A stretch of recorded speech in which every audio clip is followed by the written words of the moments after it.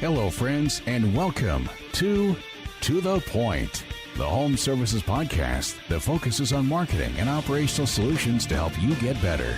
Because if you're not getting better, you're getting worse. Now, let's cut through the bullshit and get to the point. Hey, what's up to the Point listeners? It's your host, your boy, your favorite person in the whole wide world, Cristiano. Welcome to the Point Home Services Podcast, along with my co-host, Mr. Tall Paul Redmond, my friend. How you doing? Chris, I'm doing well, man, but I got to admit, I got to come clean about something. Can we have a moment? Okay, go. Okay. Remember at the beginning of the year, you asked us to write down our goals? Yes, sir. Well, I've been chipping away at them, but I feel like there's something I need to share with you. One of my goals was to spend more quality time with my wife, particularly in the evenings. You know, 4 kids, it's hard to get them to bed. And I got to share something with you. Oh, Full boy. Transparency. Okay. We hung out last night. We watched some TV. But the choice of programming may disappoint you. I watched The Bachelorette. And I need to share that with you. But really what I need to share is that I kind of liked it. That's par for the course, though, Paul. I don't think anybody that's listening to this show long enough thinks like that's right in line with what I would expect you to watch. I mean, remember when you watched what was that show where you learned how to organize that you loved? Oh, Marie Kondo, the folding T-shirt lady. Yeah, that's when I was first disappointed in you. No, I appreciate you understanding. But I learned something on that show. So think about this. The Bachelorette, she was 39 years old, beautiful, smart, the whole package, has like 40 guys who are now, quarantining to spend time with her. And she said something on there. She was like, I don't know why it's so hard for me to have to beg somebody to date me. And I just thought for a second, like, man, that's a red flag. Like, what is someone not telling her? Maybe she doesn't know. But that brings me to our guest today, because maybe people just don't know. And so we're gonna talk about it. Wow, that was a stretch on the segue. You think so? I think so. But I appreciated the effort. I'll give that to you. So listen, I thought you were gonna say, for those that don't know, maybe listening for the first time, I'm the CEO of a company called RYNO Strategic Solutions, which is a digital marketing company for the trade since 2008. And Paul is our vice president of sales, soon to have a nice little upgrade there. Well done, my friend. But I thought you were going to talk about your Misogi, which is your hip hop dancing that you've been slacking on. So I need to make sure you get back on top of that. That's a lot for 1 year, but no, I'm still on it. I'm still working on it. I'm proud of you. Keep up the good work. Okay, let's get after it. And Kyle, you got to make sure you keep us on track, man, because we'll be all over the place today. So listeners, thank you so much for tuning back in. This is going to be a great podcast. I know we always say that, but this is a topic that Paul and I were talking about ahead of time that we're genuinely curious about. And both these gentlemen that are on the podcast today, I've known for quite a while, and Paul's known one of them even longer. But it's a topic I think that you need to hear, because I think there's a misunderstanding, like you said, to your point, Paul, is it's I've heard about it, and I've learned more about it, and I still feel like I'm kind of confused. So on one point, I'm thinking like, this is a really great idea. On the other point, I'm like, why? Yeah. And also, Chris, like, we know how slow this industry is to change, right? And so when something new is introduced, like, there's a lot of laggards. So I think that this will hopefully help cut through some of that. Yeah, absolutely. But the more I think about it, I think there's a lot of positivity here, and I think you're going to share some good information with us for you listeners, so that hopefully this gives you something else to add to your tool belt that you can take out and be successful with, because the whole purpose of this podcast is to give you good tactical takeaways that you can implement in your business and move it forward. So without further ado, I want to get to introducing our guests. And by the way, gentlemen, thanks for flying in and doing this in person. This is fantastic. It's a real treat. Appreciate you guys doing that. First standing guest, right? Tom is standing right now at the microphone. Guest. Both flew in from Texas, right? 2 hour flight, somewhere like that. Yeah. I've been back and forth there quite a bit. So let me hop right into this. So Ian and I actually go way back. 2014. That seems like way back today in the technology space, Ian. That's actually light years, okay? It is. Like the iPhone 7. Yeah. So we go back to the iPhone 7. We go back to the iPhone 7. So Ian McKeen, you were 20 plus years with Service Experts, about 22 or something around that. Yes, around there. So 22. You basically, so that's the first time I had met you. And now when you left, you're president and COO at Service Experts, right? Correct. Okay. And then I'll let these guys do more of an introduction on kind of where they're at today. But I want to put that part out there for Ian. So thanks for coming in, man. I'm so grateful that you guys made the time. And then my good friend Tom Towe, here. Tom Towe, another 20-plus year guy, but you were at Linux, where Paul also came from. That's right. So Yep, I've known Tom. Great guy. Good to see you in the studio, and good to see you in jeans. I think I've only seen you in gray slacks and a tucked-in Nordstrom dress shirt for the last 20 years. You're absolutely right. I don't normally wear jeans. You look great. My home office look is shorts, but that virtual deal, it's changed the game up a little bit. Don't stand up. It has.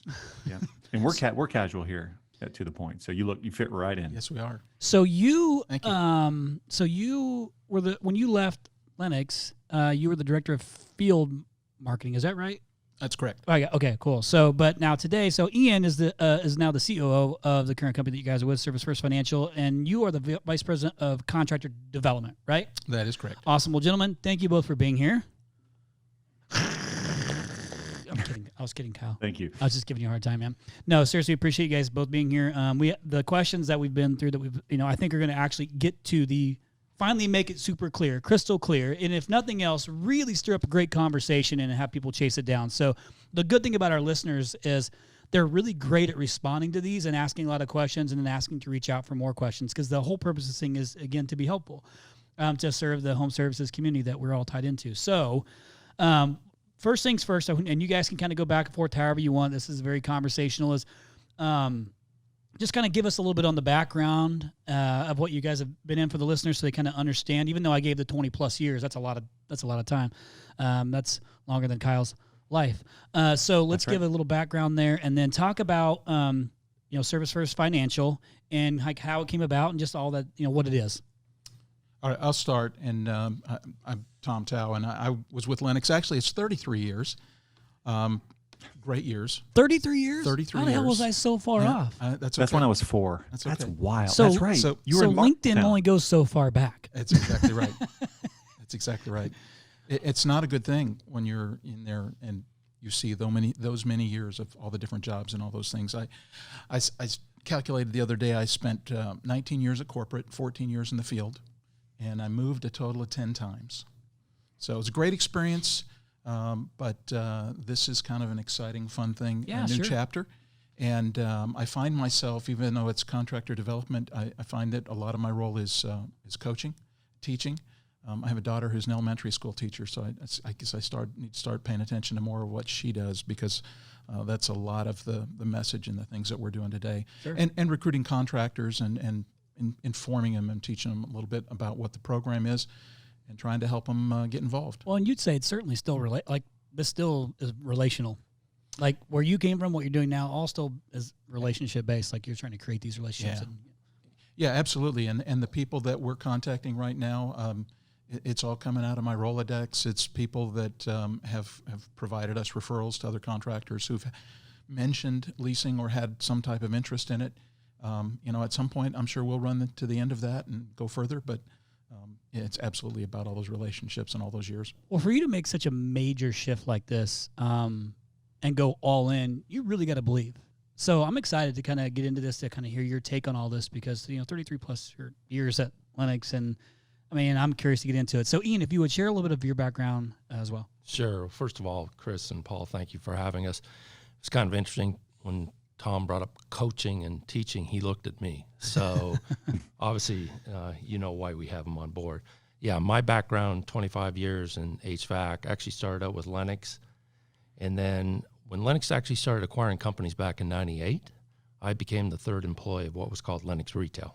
And then eventually we acquired Service Experts and moved from Toronto down to Dallas, spent the next 22 years with Service Experts, various capacities, various roles.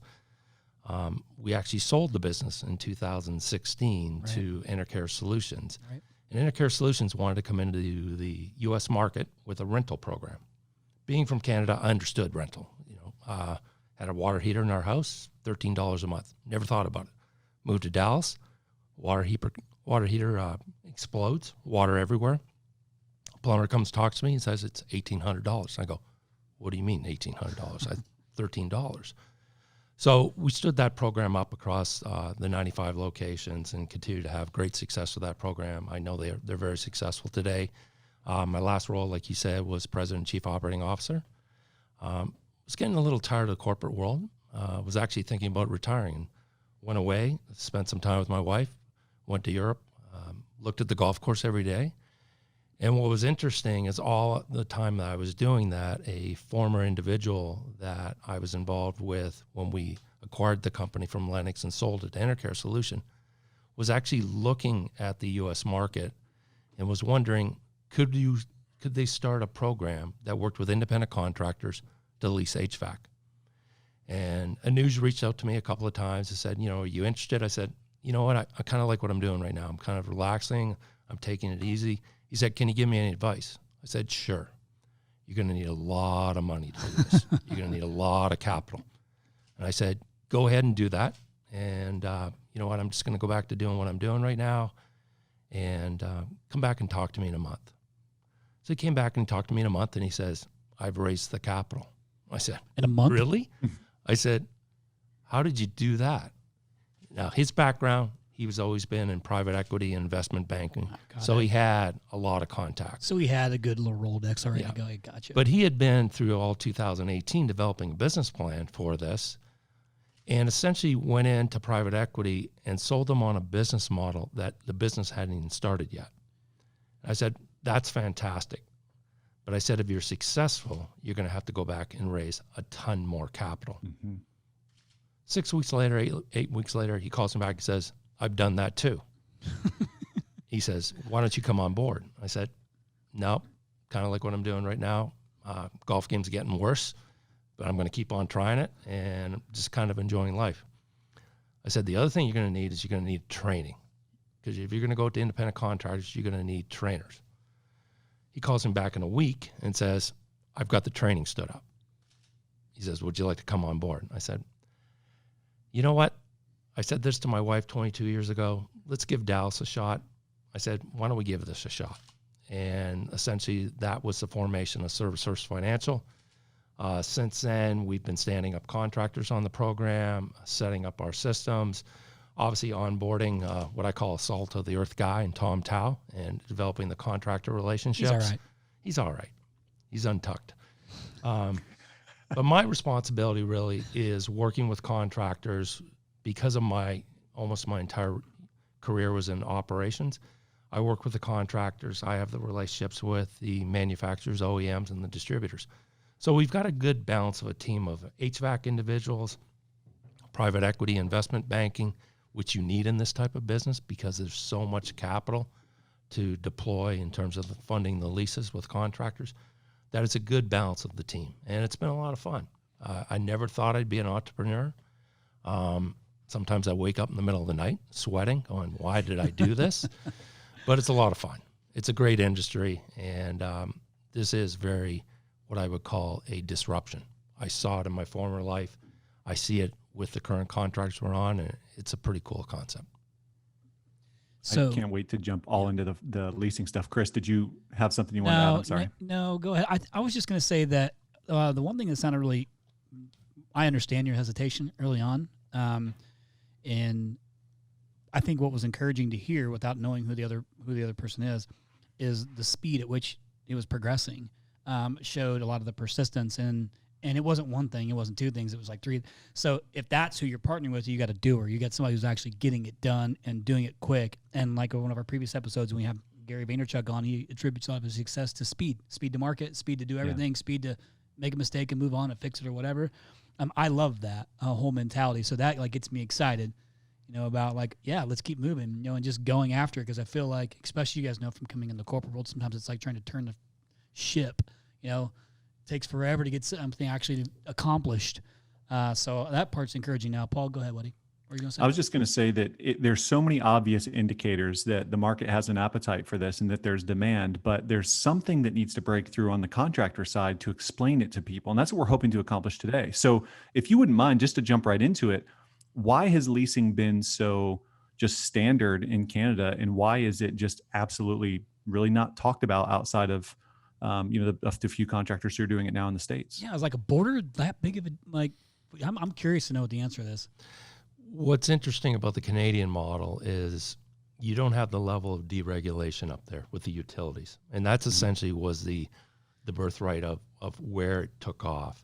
And so you had utilities, especially in the Ontario market, that worked with contractors, so kind of subbed out the work with them. They had obviously their ratepayers and the base. And what they started doing is they started actually subsidizing it and having customers that were either paying for gas, paying for electric, that they started them working with contractors and said, we can also get into HVAC from a utility standpoint. And it's almost like a monopoly. Right. So then what started happening is it just started to become commonplace for the Ontario customers. You've got 2 or 3 utilities. You come down in the U.S., you have 2 or 3 in a town. Right. So it's a lot different. So bringing it into the U.S., there's absolutely no awareness. You know, people are used to, my system breaks, they have that holy cow moment, and now they're trying to figure out, well, how do I pay for this? Yeah. And in this industry, it's always been, well, give me cash, give me credit card, we can finance it. But, you know, if you look back in this industry and you go back 20 years ago, nobody talked about financing. So, you know, the way I look at this will become the new normal. And it's very interesting because U.S. consumers have so much of a choice, but as they start to think about this and they start to think about what do they actually want from their heating and air conditioning system, they don't want the box. What they want to do is they want to be comfortable. Right. They want warm air when they need warm air, cold air when they need cold air, clean air when they can always get that. And when you think about contractors today and how they go in and they communicate with customers, you know, they talk about it, they pull out the brochures, they start talking about variable speed. And the customer's looking at them saying, this is a kind of a once in a lifetime, maybe 2 times in my lifetime experience. I don't really care about that. I don't want a situation where I have to worry about it's going to break. I have to worry about maintaining it. I have to worry about changing the filters. I have to worry about the actual box outside. They just want to be comfortable. And it's the same thing with customers today that I obviously use the analogy. You guys have cable in your home, right? Either have cable or you have satellite. You probably watch 3 channels. You pay $140 a month, and you pay that over 10 years, and you look back and you go, why am I doing that? Well, you're doing it because of the enjoyment factor. So when you take that and you transition that and translate that into our business every single day, customer just wants to be comfortable. They don't care about the box outside. They don't care about it in the attic or in the basement. They want to be comfortable. And they want all the headaches with home ownership to go away. And you'd be surprised how many customers actually, when they learn about this product, they learn about this service, they go, that makes perfect sense. It makes perfect sense. Is there a convenience piece to this too? Absolutely. Yeah, right. Because people will, like, I pay for convenience. As I've gotten older, I pay for convenience. Absolutely. And, you know, when you have a program that is fully bundled, that includes the maintenance, and it includes whether there's breakdowns, it includes the filter change outs 24/7. I can transfer it if I sell my home. There's so many things from a convenience standpoint that they just love the product. And they also love the product that they actually want maintenance. But you know what happens when you have maintenance? The guy comes down the stairs, he walks in and he says, yeah, everything seems to be working, but I found a couple of things. And you go, what? And he says, well, you know, you've got this problem and you've got that problem. And you know what happens from there? It becomes a negotiation, and the tech feels bad about it. And then they're calling the office, and the office manager or the owner of the business is having to reduce the pricing. So it's a really uncomfortable experience, not only from the homeowner, but for the technician and for the owner of the business. This eliminates all those on both sides of the equation. Tom, I know you're jumping at the bit. Yeah, well, I think there's another factor that timing-wise, this is so good, because if you think about, and it's partly the difference between Canada and the U.S., but the way people think, you know, there's this old school economy that is, I want to own things, I'm buying things. But the generation is changing, whether it's the millennials or the followers, but beyond that, they don't want that. Their new normal is, I want to have a good relationship, and I want it to be easy. I'm just looking for the experience. I'm looking for hassle-free. I don't want, you know, friction in my buying experience. And so more and more of that is out there. And the challenge is so many of the contractors today are still, and myself included, are at that point in their life and that age where they still think old school economy. They still think about buying things, but that next generation, those next generations coming up, my kids who were aware of this have both said, I would absolutely do that. That's the way they think about things. I mean, it's not just leasing cars today. There's subscription services to just use cars when you need them, and you pay a certain amount a month. I was looking at one the other day for luxury cars. It's like $1,300 a month, and you give them some information, and they send you really cool cars whenever you need one. It's a mindset that's changing, though. I'd say that consumer buying behavior. So I think that contributes to the fact. So when this first came to the States through your former employer, how quickly did it take off, and how are they doing with it now? They're doing exceptionally well.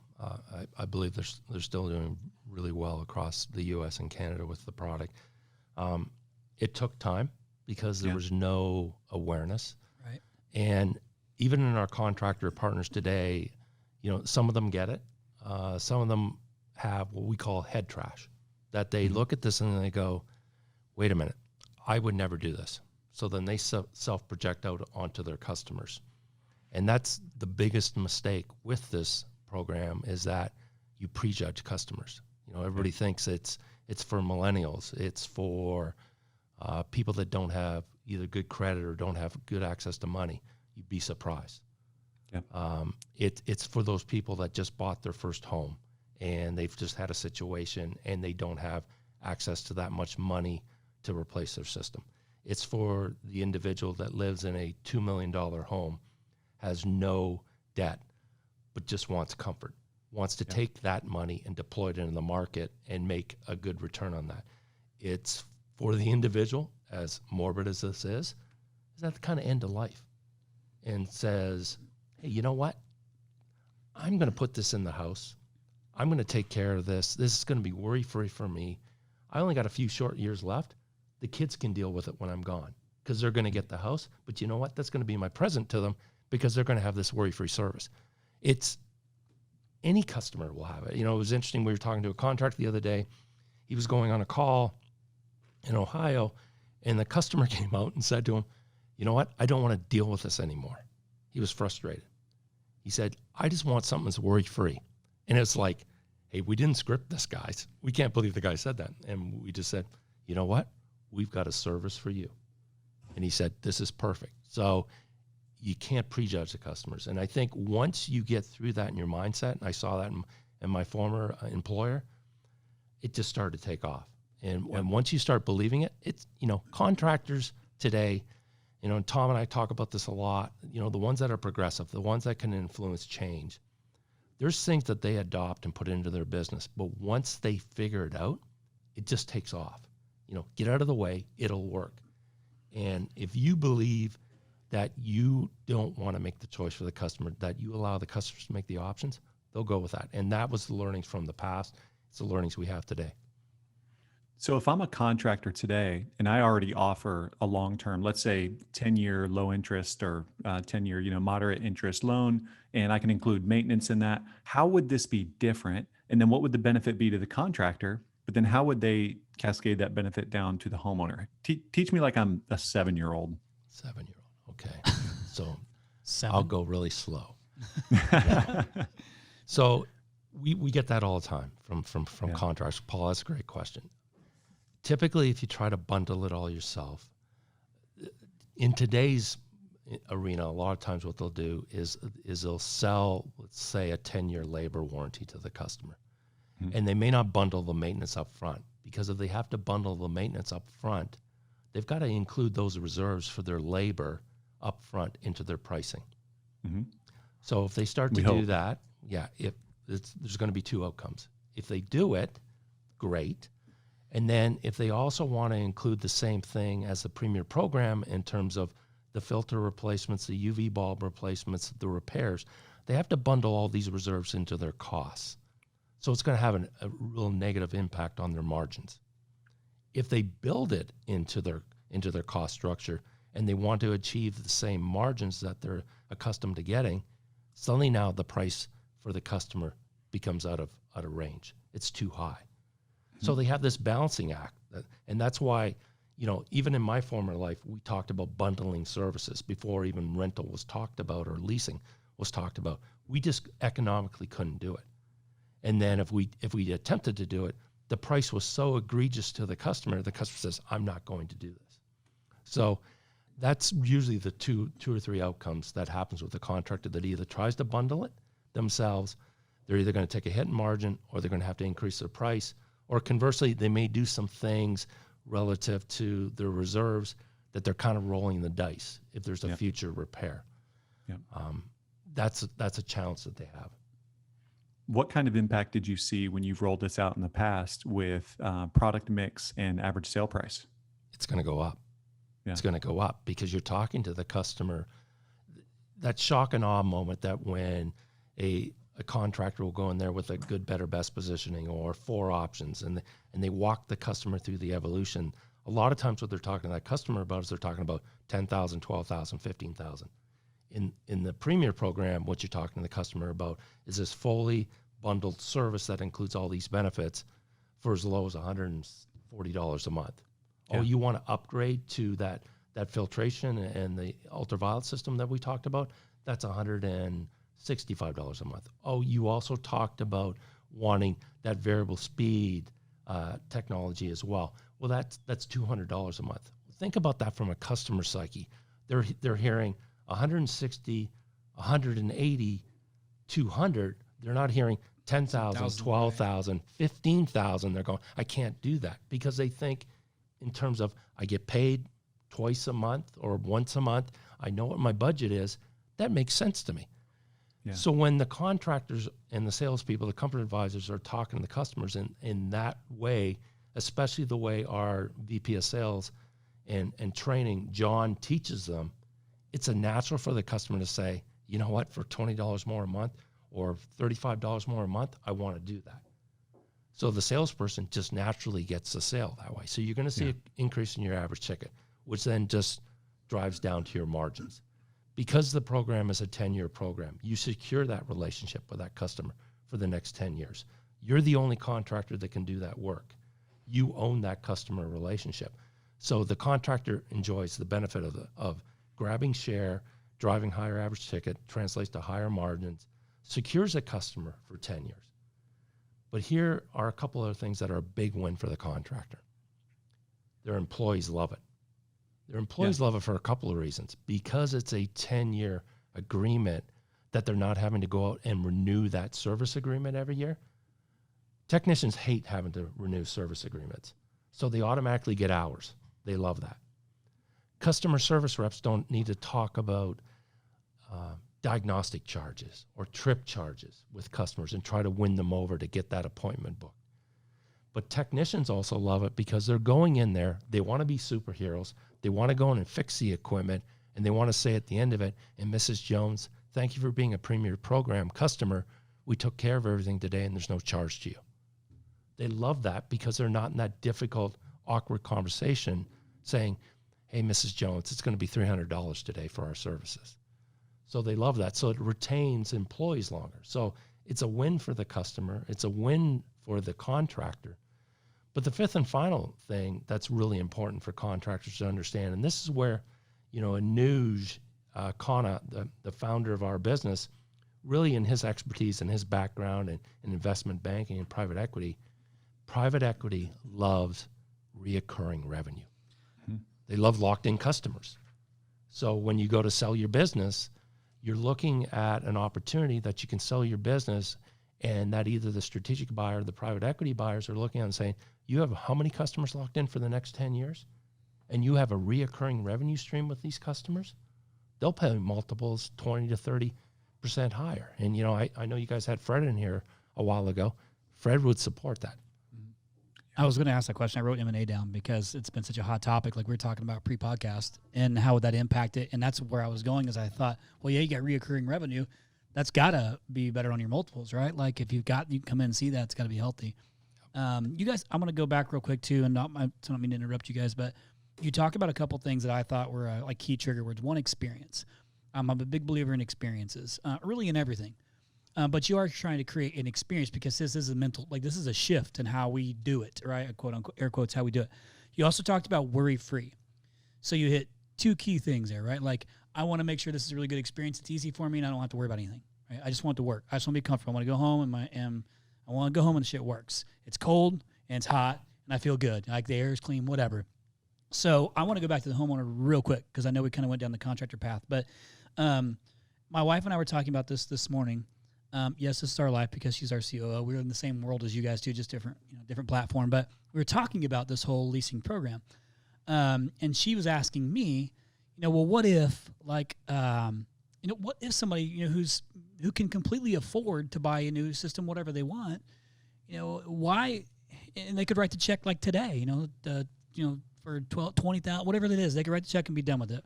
That person, why would they go this route? Like, what's the the compelling offer for them to go that route? Like, I try to help me understand like that mental piece of it. That makes sense. So the easy thing is there is no risk of ownership. When you buy it, you own it, and if something happens, you're responsible. I mean, you got to get the contractor back out there, but you're responsible for it. The risk of ownership stays with us. And the customer is paying for that through their monthly service, but they're paying that monthly service, when something goes down with their streaming package, they just expect it to be fixed. Not going to cost them anything. That's why they're willing to pay, whatever that number is over a 10-year period. It's similar to that. But I think that's the biggest piece is you can do it, but you have that risk. Right. We had a situation, we talk about different customers up in the Virginia area 2 weeks ago. This is an attorney, and he's a partner in his law firm. Young guy, has a wife and 2 kids at home, no debt, house is paid for, put in a very nice system, high-end system, and he put it on the program. He could obviously write a check and pay for it. Why? He travels a lot, and he didn't want his wife and kids to have to worry about anything. If he's gone and there's a problem, make a phone call, they come fix it, you don't have to pay them anything. They hand you a copy of what they did and leave. So Convenience, worry-free. It was, and it was easy to budget for. I think that just to take off of Tom's point as well, Chris, you've got that individual that could write a check, but there's a reason why he doesn't write a check. He looks at it and says, this thing's going to be $15,000 out of pocket today. I'm going to take the $15,000. You know what? I'm going to upgrade our kitchen, or I'm going to throw it in the market because I know I'll make that back. So it's a choice for the customer, and that's the mistake that contractors make is they drive up to that house and they go, he'll never do this, they'll never do this, and you would be surprised. Interesting. So what about after the 10-year term, right? Then what? We yank the equipment out, and no, they have a number of choices, and the cool thing about it, it works for the customer, but it also works for the contractor again. So one of the choices is, because this is a true lease, just like your car, you can turn it back in. Yep.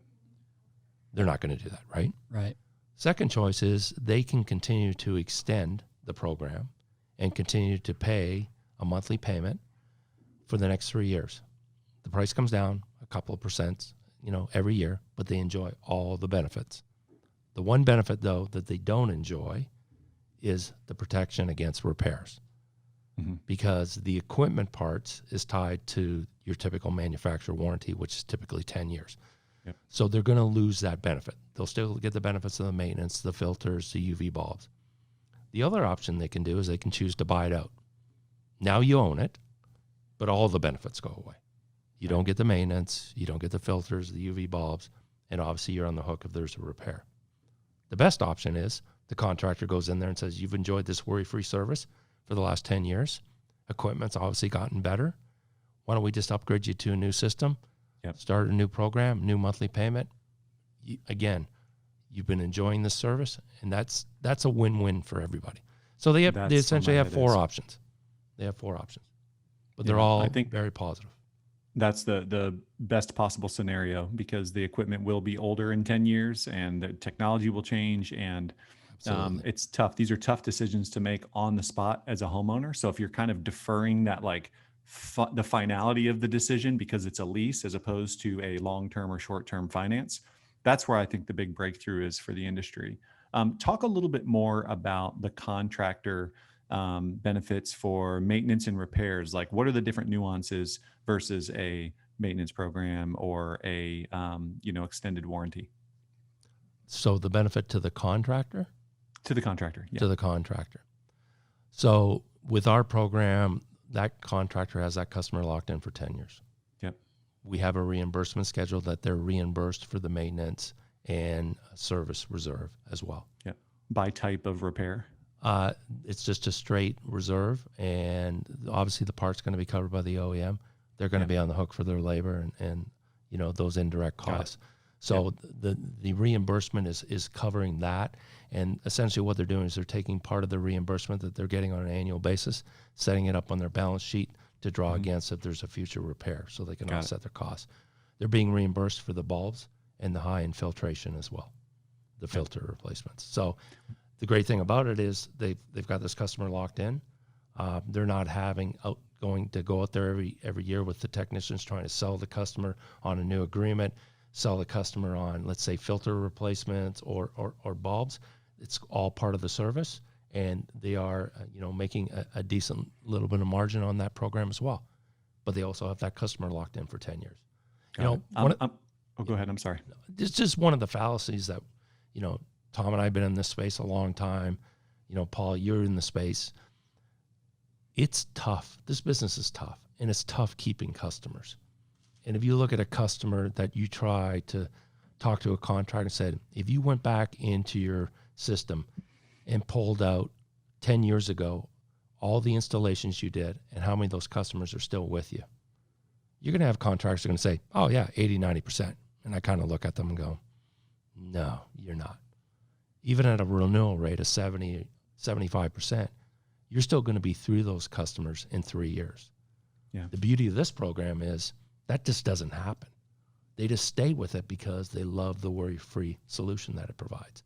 So the benefit to the contractor is, again, that retained work, they're being reimbursed for their costs, they are making margin, but they're locking that customer in for 10 years. And so that when that next replacement comes in, they're first in line.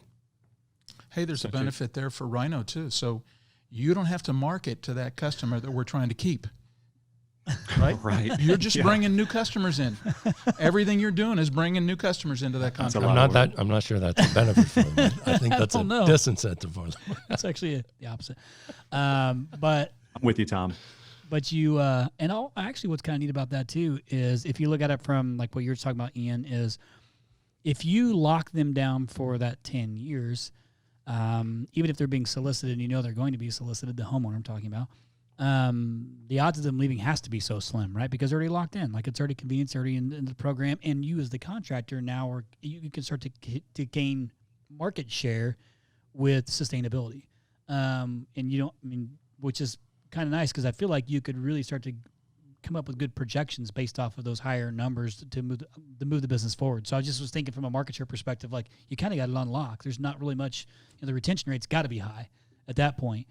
You're absolutely right. And because the lease agreement is that contractor is the only contractor. So the Premier Program authorized contractor is the only one that can work on that home and the residence. Yep. It's not like your third party warranty where all I have to do is prove that I have maintenance. No. And this is something that's really great about the program. And we often get that concern from contractors is you're going to take my customers, or who owns the customers? Our answer is you own the customer. That customer is yours. You're the only one that can work on that equipment, and you've essentially taken that residence off the market. And to Chris's point, you're going to grab share. You're going to grab share, and you actually take the seasonality out of your business. Because as you grow these, contractors always talk about skill set. When I'm sending a tech, I'm always talking about, right skill set. You're now starting to talk about route optimization. You're almost in the bug and the lawn business because now you're just trying to route your technicians as effectively as possible to reduce your operating costs because you have a locked-in customer. The other surprising thing that we learned early on, and we're learning it from our contractors, customers are more willing to open up their door because they don't feel like a high pressure sale. Like you're always in here trying to give me options, because essentially with the program, you've already given them all their options. You've already upsold them. It's a win-win for them. And they're just allowing you into the home because they know if there is a repair, that's on the contractor. That's on Service First Financial. It's not on them. So they're more willing to let you in. I have to imagine OEMs love this concept, right? I mean, Tom, I'll put my OEM hat on for a minute. I mean, how hard is it to move mix? And I'll say it another way. One of the more frustrating things for me is that, professionally, and then also just as a neighbor, in my neighborhood, is when, one of my neighbors has to make a decision about an air conditioner or a furnace or whatever it is. And I send a recommendation over, and they end up getting basic entry level stuff. And, there's such a missed opportunity there to really, really get something that's good for your home that you can enjoy. So anyways, I know that was more of a statement than a question, but I have to imagine OEMs love this, right? Yeah, it's a sort of interesting dynamic. It absolutely is great for mix. As a company, we're brand agnostic. I mean, there's a full list of all the national manufacturer brands that can be used on this program. But any one of those brands, no matter who it is, they're more likely to sell upper end product. They're more likely to add on a UV light or a filter, a high end filter, just simply because they're talking about that simple monthly change in price.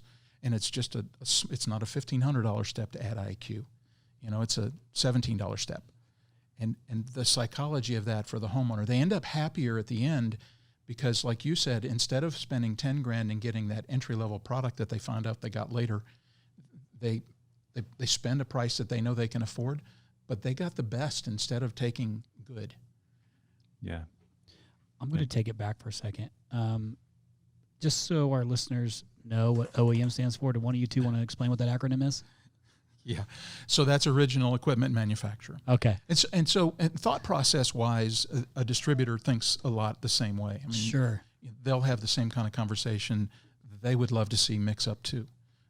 It's better for profitability. Ultimately, there's kind of that piece that I don't think everybody recognizes yet. Imagine, those companies that only sell high end, they're not having a lot of complaints about the comfort in the home. Right? Yep. Or the sound. Typically, you get a better equipment. It's quieter. It's more efficient. Yep. We don't sell it this way, but certainly that efficiency level could help offset, the difference in the price going from, that 14 SEER entry level to a 21 or 22 or 25 SEER product. And it's cliche, but people with nice equipment talk about it, right? How many times, Chris, have I talked about my XC25s? I know, man. He's taking pictures with them. Me just too. love it. Anna and Elsa, they just had their 3rd birthday. I got a maintenance this year. That's the name of them? You named your... Yeah. Oh, my gosh. Yep. So I want to take this back real quick. So, because I'm going to go back to how the contractor thinks. So I'm going to play devil's advocate for just a second. So couldn't they just sell all the extras included into the program, into the quote, and then finance it, and it would be a lower monthly expense? So the way the math works, that's the first thought process and first objection we normally hear, right? This, well, I can include those things.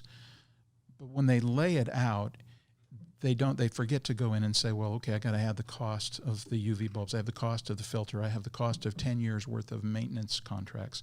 I have to put some additional reserve in there because I'm going to cover the labor on a warranty claim. So you're really not comparing apples to apples initially, right? So they're thinking that they're doing that, and they're thinking, I'll just go buy the extra 10-year labor warranty and I'll be covered. But that's just covering that labor piece, and you get part of that back. It's not the whole price. If you include everything that's included, you end up with a lower margin job if you want to try and keep that payment less than what's included in the program. Yeah, I think, That's Chris, fair. when you add apples to apples and compare apples to apples, you can do that. You're going to take a hit in your margins, but the payment, what the customer pays over the life of the contract, if it's a 10-year, it's going to be the same, if not more. So it's just a real challenge for contractors to come up with a fully bundled program, and either that or they're setting their reserves aside and, again, standing up their labor costs on a balance sheet, or they're going out and buying a third party. And they go and buy a third party, and then they submit the claim. They've got costs associated with that. And, the third parties, they're into this business for breakage, so they're going to deny claims, and they've got margin built into it. So it's very difficult to bundle it. And again, being in the business for 25 years, we tried to do this in my former life, and we were not successful at it. Does this make it easier so this thought just popped up in my head. So because we have a lot of listeners that aren't HVAC but might be plumbing or electrical or whatever, does this process make it easier if you were to add HVAC as a service? I mean, I don't know. If I'm somebody that's on here thinking like, I was thinking about doing HVAC, and I can bring on one guy who is responsible for my service and repair work. Does this at all make it easier for them to add that as a service? Does it not? I don't know. I'm not sure. So you're talking about a plumber or an electrician or another service business that says, hey, we want to add I'm going to get department HVAC, that does HVAC, and I'm going to do it because this is an option for us to go this route, and it's guaranteed. Like, I'm trying to think as if I'm a plumbing company, and now I'm going to add HVAC. I'm going to start by doing this. Yeah. Is that anything that, like, it's because it would still be no different. You still have to have somebody who's a skilled technician, right, that has to come in and provide the service. Yeah, you're going to have that. But what's interesting about it is once you start doing this in HVAC, you can also do it in water heaters. You can do it in generators. And it's a lot easier to transition the customer because once they experience the worry-free service on one part of their home, well, then when there's the need that comes up for another part of their home, so suddenly their water heater goes out, they're so used to this on the HVAC side, they go, yeah, I want to do this on the water heater side as well. So it's a lot easier to transition from that customer. And, from today, how contractors try to do it, there's a lot of marketing. You try to do a lot of cross-marketing.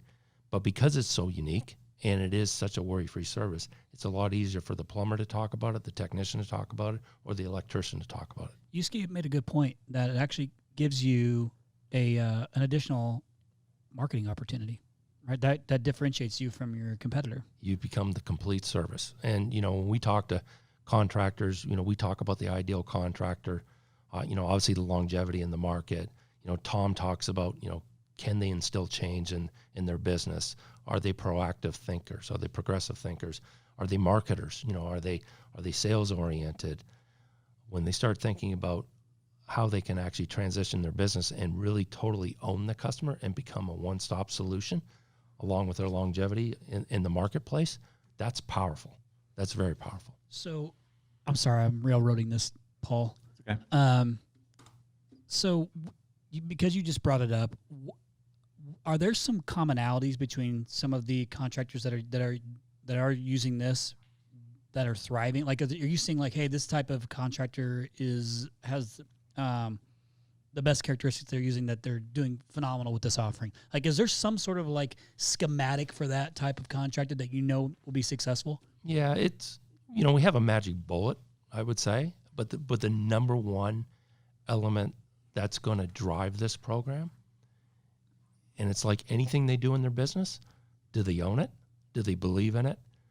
Do they have a champion of the program? Because when you're in there and you're talking to the technicians and you're talking to the comfort advisors or the CSRs, they're going to turn around and they're going to look at the back of the room and they're going to look at Chris or they're going to look at Paul and they go, do you believe in this?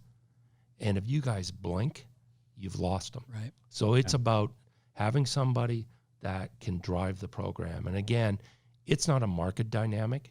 It works in any market. It's not a customer dynamic. It works for any customer if you just give them the options. But the big driver is owning it, driving it, reinforcing it. And I'm not saying throw money at it. It's you're passionate about it. It's like your business. If you walk around this office, and I've walked around this office with you, and they look at you and you're not on your game, well, what do you think happens to the employees that day? Maybe they're not on their game. Right. It's the same thing in this business. So one of the key attributes that we always look at, and we actually judge contractors. We have a scorecard. We look at them, we ask them, who's going to own this? Who's going to own Premier Program in your contracting business today? And when they are able to point it out to us and say, yeah, Johnny owns this or Corbin owns this, okay, that's great. Obviously, if they've been in market for a long time, perfect. If they have agreement customers of any size, those customers really trust them, so they're the ones that are going to transition first. But obviously, if they're strong marketing, Again, progressive thinkers, they're used to selling on monthly payments. They're used to talking to customers about $150 a month or $12 a month for a service agreement. They're going to be successful. But the key attribute is they've got somebody that owns it and drives it. Makes sense. Here's what scares me. All right. This is what's going to keep me up at night. We have hundreds of RYNO clients listening to this right now, and they may not be running into this in their market, and they may not run into it in their market. And the reason is because I have a feeling that the contractors who are offering this, those consumers aren't giving my customers a chance to even get an at bat. Do you know what I mean? Like the big contractor that's been really successful with this, they're not facing as much competition because they're the only one. No, and like this isn't for every customer, because you're going to have customers that you're going to explain the program to them, and they're going to go, that's crazy. And what we teach contractors to say is just to revert back and say, great, this obviously isn't for you. I'll take this off the table. We can have the install scheduled for Thursday. How would you like to pay today? Cash, credit, check, or you want to finance it? It's not for every contractor. There is going to be a success factor that we're going to judge contractors on. And again, we're going to go into markets, and it doesn't necessarily have to be large contractors. It can be small contractors. We have very small contractors on this program that are very passionate about it, and they just sell it all day long because he believes in it. Yep. So, there is an interesting thing about this because of the capital, again, that's required for this program. A lot of contractors either don't have access to that capital or don't want to deploy their own capital. So it makes it unique, and it makes it very, it's not widespread in a marketplace. Yeah. Now, talk to me in 20 years. Well, don't talk to me in 20 years. Talk to somebody else in 20 years. It'll be this will be commonplace. Yeah. It'll be commonplace. And it's so. Yeah, go ahead. Oh, go ahead. I'm sorry. No, just like financing wasn't commonplace 20 years ago. Yeah. We started talking about IAQ back in the early 2000s. Everybody thought we had three heads. Now, what is it? It's commonplace. Right. Circumstantial. And Yep. Think about just how easy it is in the car world to make sense. It makes absolute sense in the car world. Two logistical questions that some of our listeners might have. One, I assume they're funded 100% upfront, right? So they're funded less a small finance fee, but everything else, it's very similar to what they would experience in financing today. Okay. So there's a small fee. They're funded within 24 hours. Once the job's completed, they upload into our digital platform that the customer's satisfied with the install, and they're reimbursed within 24 hours. Does the consumer have an option to make a down payment to reduce their monthly lease fee? If they wanted to make a down payment, the contractor could just take that off the price of the job, and then the monthly payment obviously comes down. Got it. And what about transferability to new homeowners? How does that work? Yeah, it's interesting. They actually have the option, and this is unique with leasing, to actually transfer to the new home buyer. So typically what I instruct contractors to talk about is if a customer is looking about selling their home, the first thing I would do is there is a buyout, obviously with it because it is a lease. Build that into the price of your home, and then work with your real estate agent to try and talk to the new prospective home buyer about this worry-free service. And if they do that as simple as that at the closing table, they apply online for our program, and it's transferred at the closing table. Right. And what's interesting about it is when you start talking to real estate agents about this, they're very intrigued by this as well. They see this as a huge marketing tool for them. And I've experienced in my life where we had a townhouse and we had a problem with it, and we had a system breakdown, so we ended up renting the product. And when the young lady was buying the home, I was working with the real estate agent about it. The young lady said, "Nah, you know what? I don't understand what you're talking about. I'd rather just take care, buy the home, and I'm fine." I said, "Perfect. That's fine." About 3 months into it, the real estate agent calls me and says, "Hey, Susie wants to talk to you. She knows you're in HVAC. The system just went down." So I had to talk to her and said, "Yeah, if you would have had this worry-free service, he's going to come out and he's going to charge you a labor rate to fix the equipment." And she was like, "I could have had all this taken care of for $104 a month." I said, "Yeah, you could have." So it's transferable, which gives a contractor another opportunity when they're in the home. Because what's one of the objections that customers typically say to a contractor? "I'm going to move in 2 years." you now have the ability to put them in a worry-free solution for a small monthly payment that they can now market to the new homeowner, that it's got great HVAC equipment, it's got a great service in it. Added value. Yep. So I'm going to, for the sake of time, I want to go back to this Contractors Success thing you're talking about. A lot of times with us, as you guys both know, if somebody's going to come on board with RYNO, one, we have a reputation, and we've been in the home services space a long time, and really they just need us to move boxes, quote unquote. But they're always looking for leaders, like the herd mentality. Who are you working with? Because we have some of the biggest players in the space, but we also have some small players, and for us, we have to continuously prove. And one thing, how we've built this company is by using specific data to show exactly what we've done to help move them forward. I would imagine that you guys have some champions as well that you're utilizing the program. Like a perfect example I was telling you guys ahead of time is we have a customer that's getting ready to come on board with us. We're just getting ready to bring him on board, who's had a lot of success with the leasing program, a lot of success with it, and he's a super healthy company, which is really encouraging.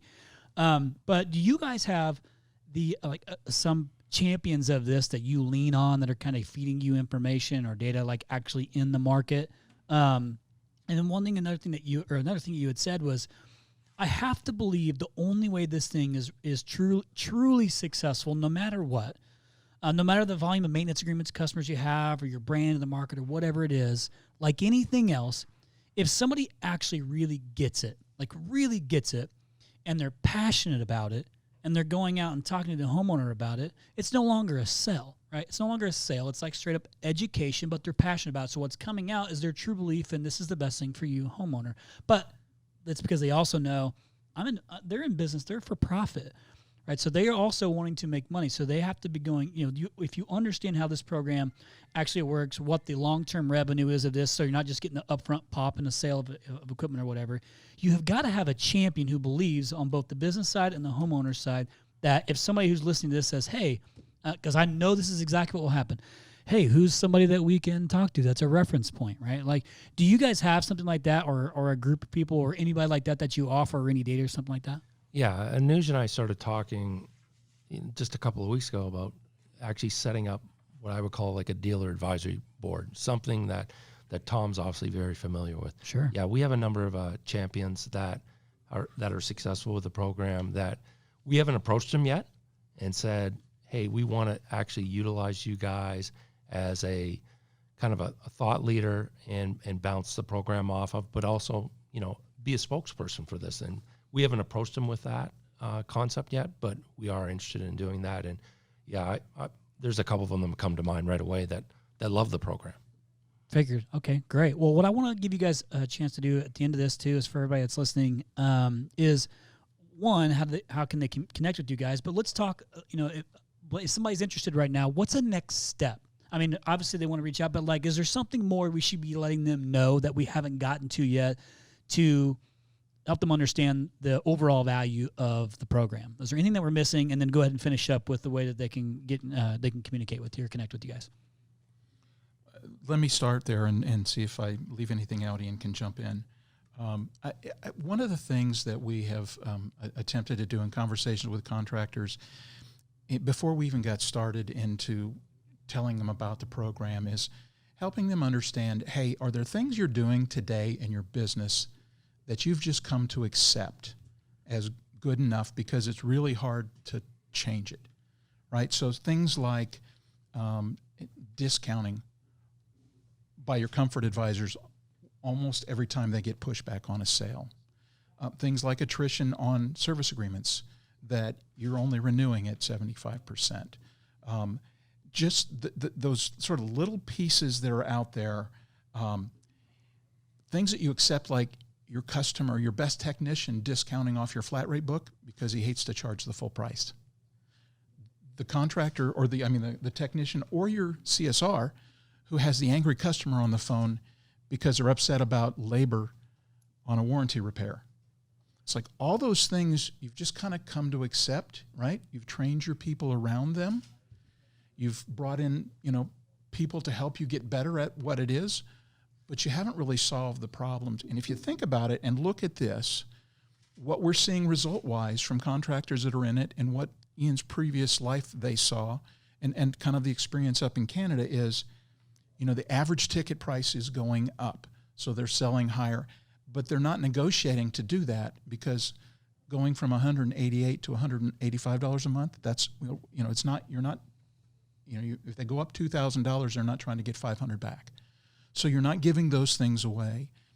Your technicians go out, they do the work, the company's covered, you hand them a bill that says paid in full, they don't own it. So you're not having those negative conversations. You have happier customers, happier employees. You're not having attrition in those customers you've already got, so you can spend your time and money recruiting new customers. You think about all the contractors you've talked to who over a 10-year period, they started with 1,000 service agreements, and 10 years later they have 1,000. Well, we're selling them all the time. That's because the hole in the bucket's as big as the number you're pouring in the top. Right. And so if you look at the elements of this program, this addresses every one of those areas that are things that you've come to accept as good enough. So, that's kind of our call to action. If you're tired of that standard of good enough and you want to say, hey, let's take care of that and fix it. Let's have happy customers. Let's have, the stream. Let's sell the best equipment. Let's put IAQ. Everybody deserves healthy air, right? Well, whose family and kids don't deserve to breathe the healthiest air that's possible to put in the house? So all of that is built into the program and made to be as simple. It's just like your subscription to Netflix or your subscription to Amazon Prime.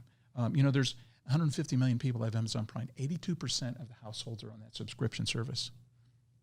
Every one of those people understands the value of what they're getting. It's easy enough to convert that and translate it into this program. So how to reach us? It's easy. They can go to www.servicefirstfinancial.com. There's actually a contractor section in there, and they go on and there's a contractor explainer video, and they can go through the program. They can obviously reach Tom Towe, and you might want to give him your email address, and they can reach Tom as well, and he's responsible for coordinating and having the conversations with the contractors. Yeah, it's thomas.towe@servicefirstfinancial.com, and it's first is one ST. But if you go to LinkedIn, my LinkedIn page has my email, has my cell phone. I can be reached there, anybody that knows me from that. And I'm sure when this goes out, you guys include that kind of information. Yeah, and of course, if anybody wants to just reach out to us and have you connect or have us connect you, we can do that as well. So I want to ask a couple quick questions, guys. So as you were saying things, some of my things popped up into my head.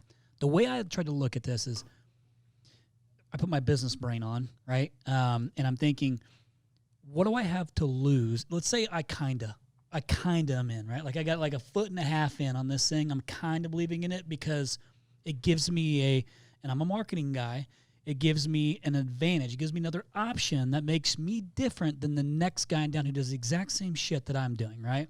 But it gives me another option. So do you guys find times when you have somebody who's kind of, that's their way in sometimes to say, all right, well, this is something else that I can offer. Like maybe it's not that's not the majority of what they're doing, but they've adopted it. They're starting to put it out there and they're like, oh shit, this is actually a really good option for me. So if nothing else, it seems like this is a great alternate option to have while you're building your belief in it and seeing how it impacts your business. So it's almost like a baby step into the program. I'd imagine things like that happen, or you have some people who adopt it and then don't do anything with it. So I'm sure that's another thing. But it makes me feel like, why wouldn't you at least give it a go for the purpose, if nothing else, at least making you different than the other 40,000 contractors in your location? Is that fair? Yeah, no, that's very fair. The one thing that we kind of caution contractors, though, that want to dip their toe in it, we love to work with them. But when John's training them, one of the things he safeguards against is do not present this as just another way to pay for your equipment. That's a fatal mistake. Yeah, I agree. I think that makes sense. This is a complete service. Lead with this option. And if the customer says, no, I'm not interested, I want to own it, then put them on a program. Put them on a finance program. Guess what wins in that case? You as the salesperson. Because it's not an either or against my competition. It's an either or against the premier program or a finance sale. At the end of the day, you still close the sale. So we really spend a lot of time educating contractors on the positioning of the program, but also if you go in with it just thinking it's another option to pay for the equipment, you won't have as much success. Yep. I often say, listen to John. If you listen to John, you'll be successful. I'm the worst salesperson in this room, but I've listened to John for a number of years, and just replicating what he says, how he approaches it, you often hear salespeople come back and say, the reason why I'm successful is I just listened to John.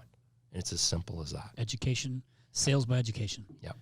Do you see a time ever when this is Paul, I can't believe you didn't even bring this up, but do you ever see a time when this is something where somebody just purchases through a website, through a contractor site, this program? Here's all the stuff. You can purchase it. I mean, they still got to go through and do some things, but do you ever see, because think about technology. Think about Amazon and Google and like, is there like you can buy filters online? I know this is different, but you can buy things. People are trying to sell units and stuff online. Yeah, perhaps, but I still think the value that a contractor brings to customers is so valuable in what they do. And if they do a really good job in the home, heat load calculations, finding out about issues that are in the home, that is so powerful when it's done face to face. You can finance things online. Eventually we will, you'll get to a point where you might be able to do this online.